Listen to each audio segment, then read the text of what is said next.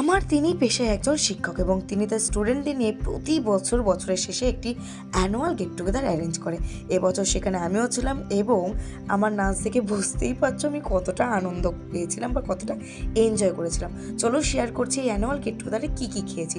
প্রথমেই ছিল kasundi, egg table এবং স্যালাড। এগ টেবিলটা না একদম চুমু ছিল, ভীষণ ভালো খেতে হয়েছিল।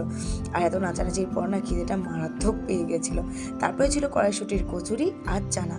আর সত্যি বলতে প্রিয় মানুষের প্রোগ্রাম বলেই হয়তো খাবারের টেস্টটা দ্বিগুণ হয়ে গেছিলো। তো যাই হোক, সবার কাছে সরি চেয়ে নিচ্ছি, কারণ 2025-এর 24শে ডিসেম্বরের ভিডিও আমি 26-এ তোমাদের সাথে শেয়ার করছি, কারণ আমি একটু লেট করতে সব কিছুতে একটু লেট হয়। তো যাই হোক, আবার খাবারের দিকে আসা যাক। পরে পড়ে গেছিলো বিরিয়ানি এবং চিকেন চাপ। চিকেন বিরিয়ানিটা দারুণ ছিল, আর যারা বিরিয়ানি লাভার তারা অবশ্যই রিলেট করতে পারবে, কারণ শীতকালে এরকম গরম গরম বিরিয়ানির লেভেলটাই আলাদা, মারাত্মক লেগেছিলো। তারপরে ছিল চাটনি, পাঁপড় যেটা খেয়েছিলাম, আর রসগোল্লাটা মার পাত থেকে তুলেছিলাম। শেষ পাতে ছিল হাজমোলা।